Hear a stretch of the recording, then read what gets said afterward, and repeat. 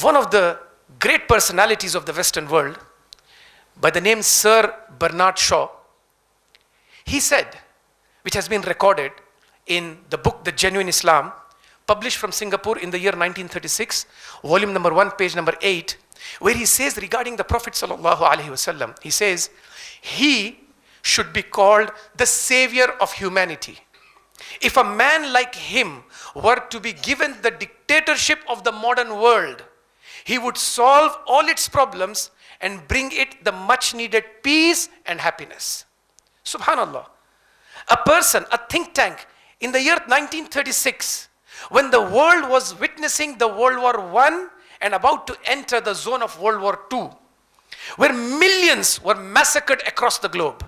In the midst of that chaos, a person who is not Muslim says that if Prophet Muhammad was given the dictatorship of the modern world, he would solve all its problems. It only takes the greatness of the character of a person like Prophet Muhammad, peace be upon him, for the rest to appreciate and accept his greatness. Furthermore, Mahatma Gandhi, the father of the nation of India, he has been quoted to have said in various speeches, including one of the articles that was published here in India by Times of India on 11th of December 2016, almost 3 years from now. It quoted Mahatma Gandhi's speech, which he delivered in 1934 in Ahmedabad, and he said regarding the Prophet ﷺ, he said, he is a God-fearing person and he is a great personality. Furthermore, Mahatma Gandhi has been recorded to have said in the book The Young India, he said that I wanted to know the one who has undisputed sway over the hearts of the millions of people.